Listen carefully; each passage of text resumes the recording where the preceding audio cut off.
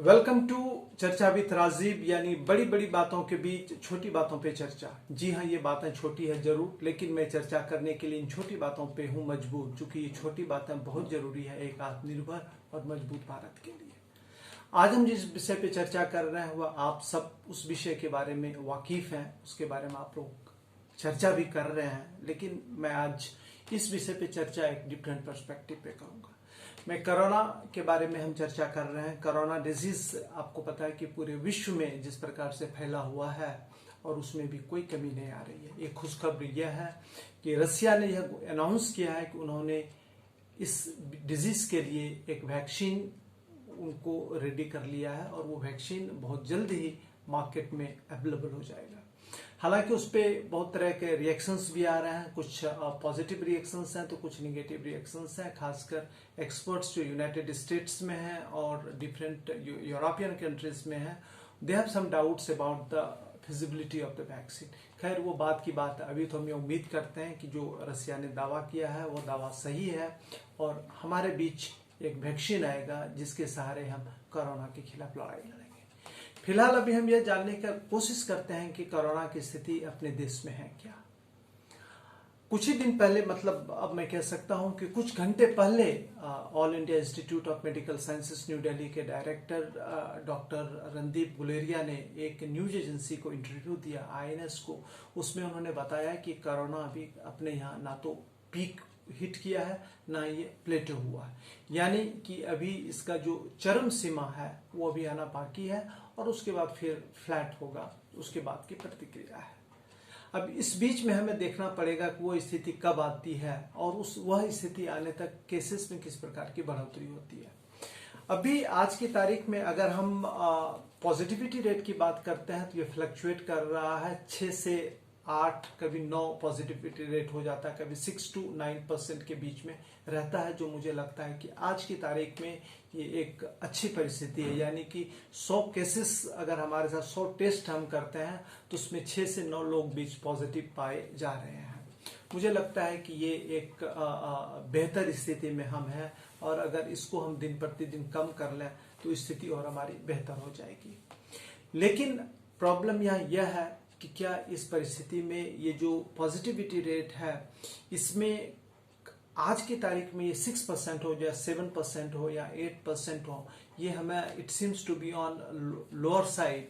But हम ये भी ध्यान रखने की जरूरत है कि हम जो भी टेस्ट कर रहे हैं वो कम कर रहे हैं। अगर हम टेस्ट ज्यादा करते हैं, सपोज कीजिए कि अगर हम प्रत्येक दिन 5 लाख या 10 लाख लोगों का टेस्ट करना शुरू कर देते हैं और उस 10 लाख में अगर 6 to 7% लोग अगर पॉजिटिव आते हैं तो फिर आप इमेजिन कर सकते हैं कि संख्या कितनी ज्यादा हो जाएगी अपने यहाँ कोरोना केसेस की। इसलिए पॉजिटिविटी रेट का सीधा ताल्लुकात है what is the total number of tests which we are conducting every day. Accordingly हमारे पास पॉजिटिविटी रेट आता है और बाकी जो फिगर्स हमारे पास आते हैं। हमारे यहाँ रिकवरी रेट भी बहुत बढ़िया है, 70% है। 70% से कभी ज्यादा भी हो जाता है, जो हमारे लिए एक बहुत ही it's big assurance for us कि हमारे यहाँ जो रिकवरी रेट है बहुत बढ़िया है। हम उम्मीद करते हैं कि ये रिकवरी रेट में और बढ़ोतरी हो और कम से कम जान माल की क्षति हो। लेकिन फिलहाल अपने यहाँ 23 लाख से ज्यादा लोग इस बीमारी से संक्रमित हो चुके हैं और तकरीबन 46,000 से ज्यादा लोगों की अभी तक मृत्यु हो चुकी है बिकॉज ऑफ दिस वायरस।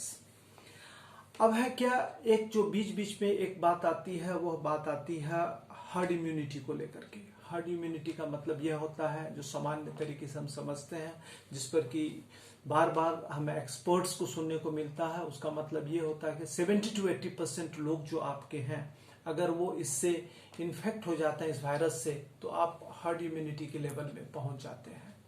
लेकिन अगर वैसा होता है, आप सपोज करें कि अपने यहाँ देश के पॉपुलेशन जो है तकरीबन 140 करोड़ है और 140 करोड़ में अगर 100 करोड़ लोग संक्रमित होते हैं तब हम हर्ड इम्यूनिटी पे पहुंचते हैं। तो 100 करोड़ की संख्या में अगर आप फैटेलिटी रेट जो है अगर आप 2% के हिसाब से भी कैलकुलेट करते हैं तो ये बहुत बड़ी नंबर हो जाती है। तो मुझे लगता है कि हर्ड इम्यूनिटी की जो हम बात कर रहे हैं, फिलहाल मुझे नहीं लगता है कि एक बेटर ऑप्शन है हमारे लिए। उसकी हर्ड इम्यूनिटी की स्थिति में जब हम पहुंचेंगे, अगर हम उसमें पहुंचना चाहते हैं तो उसका हमें काफी नुकसान होगा। तो what I personally feel as a journalist having covered health bit so closely that herd immunity is not a better option for us to talk about. We should rather talk about checking the spread of coronavirus by adopting social distancing norms, by implementing a certain set of guidelines which have been announced, which have been defined by the central government or by the Union Health Ministry. हमें लगता है कि उस पर हमें ज्यादा बहस करने की जरूरत है। बहस करने से ज्यादा मुझे लगता है उसको इम्प्लीमेंट करने की जरूरत है। अब हम कुछ देश की फिगर्स को हम लेंगे। हम यह समझने की कोशिश करते हैं कि ग्लोबल पर्सपेक्टिव में जब हम अपने आप को रखते हैं तो हमें यह समझने की कोशिश करनी चाहिए कि where do we stand as a country fighting against the corona virus. हम यूनाइटेड स्टेट्स की सबसे बात करेंगे क्योंकि सबसे ज्यादा केसेस यूनाइटेड स्टेट्स में है। आपको पता है कि वहां काफी large number of corona cases are there. 52 lakh से भी ज्यादा केसेस वहां हैं और वहां काफी लोगों की मृत्यु भी हो चुकी है। 1,66,000 के तकरीबन लोगों की वहां मृत्यु हो चुकी है because of the corona virus. United States में जो अब हम टेस्टिंग की जब हम बात करते हैं that we need to understand, जो टेस्टिंग वहां यूनाइटेड स्टेट्स में हो जाए, जो लेटेस्ट फिगर हमारे पास है, कुछ हो सकता है घंटों का डिफरेंस होने की वजह से थोड़ा सा फिगर में कुछ डिफरेंस आ सकता है, लेकिन by and large which allows us to understand things in perspective. United States का पॉपुलेशन जो है तकरीबन 33 करोड़ से ज्यादा है। वहां पर मिलियन यानी 10 लाख पे वो 2 लाख से ज्यादा पर टेस्ट कर रहे हैं। यानी कि अगर 1 मिलियन पॉपुलेशन अगर वो टेस्ट वो टारगेट कर रहे हैं तो उसमें से वो 2 लाख लोगों को टेस्ट कर रहे हैं ताकि ज्यादा से ज्यादा लोगों के बारे में पता चल सके और उनको क्वारंटीन किया जा सके और प्रिवेंटिव मेजर लेकर के बीमारी को फैलने से रोका जा सके और इससे होने वाली फर्टिलिटी को भी रोका जा सके। दूसरा कंट्री जो कि आज कोरोना के मामले में नंबर 2 पे वर्ल्ड में है वो है ब्राजील। ब्राजील में भी काफी केसेस हैं और वहां भी काफी लोगों की मृत्यु हो चुकी है। 1 लाख से ज्यादा लोगों की ब्राजील में मृत्यु हो चुकी है। Brazil in terms of size is certainly bigger than us, हमसे बहुत बड़ा है लेकिन पॉपुलेशन में हमसे बहुत छोटा है। तो वहाँ 21 करोड़ का पॉपुलेशन है, 21 से 22 करोड़ के बीच वहाँ पॉपुलेशन है। ब्राजील में पर मिलियन जो टेस्ट हो रहा है प्रत्येक 10 लाख पे वो 62,000 से ज्यादा टेस्ट कर रहा है। अब आपने 2 कंट्रीज जो हमसे ऊपर है कोरोना केसेस के मामले में, वहां आपने देख लिया कि टेस्ट वहां ज्यादा हो रहा है। हिंदुस्तान में जो पर मिलियन प्रत्येक 10 लाख पे जो टेस्ट हो रहा है वो तकरीबन 20,000 टेस्ट हो रहा है, जबकि हमारा पॉपुलेशन 144 करोड़ है। यानी कि टेस्ट हमारे यहाँ कम हो रहा है। अभी कुछ ही दिन कल ही ऑनरेबल प्राइम मिनिस्टर ने चीफ मिनिस्टर्स के साथ मीटिंग में उन्होंने कहा कि आप कॉन्टैक्ट ट्रेसिंग पे और टेस्टिंग पे इम्फेसिस देने की बात की। उन्होंने कुछ स्टेट्स का नाम भी लिया। हिंदुस्तान में आपको पता है कि जो कुछ स्टेट जहाँ की केसेस बहुत ज्यादा है, तमिलनाडु है, कर्नाटका है, गुजरात है, उत्तर प्रदेश है, दिल्ली है, महाराष्ट्र है, वेस्ट बंगाल है, तेलंगाना है। ऐसे स्टेट्स जहाँ की केसेस ज्यादा है वहां कॉन्टैक्ट ट्रेसिंग और टेस्ट पे ज्यादा जोर देने की उन्होंने बात की। मुझे लगता है कि बिल्कुल उन्होंने सही कहा। 4th कंट्री जहां की कोरोना के केसेस सबसे ज्यादा है और आज वो कंट्री पूरे चर्चा में वो है रसिया। चर्चा में इसलिए भी है कि वहां उन्होंने वैक्सीन बनाने का दावा किया है, इसलिए उसकी चर्चा ज्यादा हो रहा है। आप अगर रसिया की पॉपुलेशन की बात करते हैं तो रसिया का पॉपुलेशन तकरीबन 15 करोड़ है, लेकिन आपको जानकर के बड़ा आश्चर्य हुआ कि रसिया यूनाइटेड स्टेट्स से भी ज्यादा टेस्टिंग कर रहा है पर 10 लाख पॉपुलेशन। वो रेट वहां जो है 2 लाख से भी ज्यादा है, यानी 2.25 लाख से थोड़ा सा कम लोगों का वो टेस्टिंग कर रहे हैं अगेंस्ट 10 लाख पीपुल। तो आप समझ सकते हैं कि वहां के लार्ज स्केल पे टेस्टिंग कर रहा है, जबकि उनका पॉपुलेशन हमारे यहाँ के पॉपुलेशन से बहुत कम है। 14 से 15 करोड़ का पॉपुलेशन आप समझ सकते हैं कि अपने यहाँ का 3 स्टेट ले लीजिए तो आप उसके पॉपुलेशन के बराबर है रसिया का, लेकिन रसिया की जो साइज है हमसे काफी बड़ा है। साउथ अफ्रीका जो कि 5वें स्थान पे है कोरोना के मामले में in terms of number of cases, तो खैर वहां ज्यादा है, कैजुअलिटी भी बहुत ज्यादा है, लेकिन नंबर में न्यूमेरिकली अभी वो जो ऑर्डर है उसमें 5वें स्थान पे है। अगर हम उसकी बात करते हैं तो वहां भी वो 55,000 से ज्यादा पर मिलियन टेस्ट कर रहे हैं।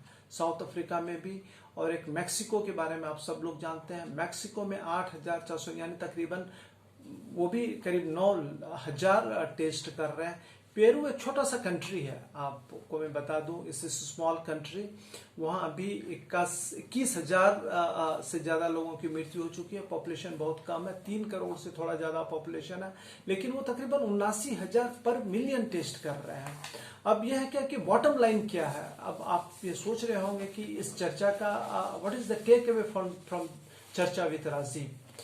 अब मेरा स्पष्ट मानना है कि जो मैं काफी दिनों से इसको फॉलो कर रहा हूं, तब सिंस जैन से मैं इसको एज ए जर्नलिस्ट फॉलो कर रहा हूं, और मैं जो देख रहा हूं कि मुझे ऐसा लगता है कि टेस्टिंग के मामले में और ट्रेसिंग के मामले में, ट्रेसिंग एंड टेस्टिंग, ये डबल टीज के मामले में जो हमारा है अभी हमारा परफॉर्मेंस है, मुझे लगता है उतना बढ़िया नहीं है। मैं prime minister mister Narendra Modi की इस बात से बिल्कुल सहमत हूं कि कॉन्टैक्ट ट्रेसिंग और टेस्टिंग पे हमें एम्फेसिस देने की जरूरत है, और मुझे लगता है कि यह मील का पत्थर साबित होगा कोरोना को रोकने में। इसके साथ ही साथ social distancing is very important, और मास्क का पहनना बहुत जरूरी है। अभी भी हमारे पास जो खबरें आती हैं, जब लोगों से हम बातचीत करते हैं तो वह बताते हैं कि मास्क पहनने को लेकर के लोग बिल्कुल सीरियस नहीं है। कल भी पंजाब के chief minister mister captain Amarinder Singh ने ये बात उन्होंने कबूला कि मतलब लोग नॉन सीरियस हैं इस चीजों को लेकर के, मास्क को लेकर के, सोशल डिस्टेंसिंग को लेकर के, जिससे कि स्थिति वो कह रहे हैं कि कंट्रोल में नहीं आ रही है पंजाब में। तो यह एक सीरियस इशू है। तो मुझे लगता है कहीं ना कहीं जो अवेयरनेस का लेवल है उसे हमें बढ़ाने की जरूरत है।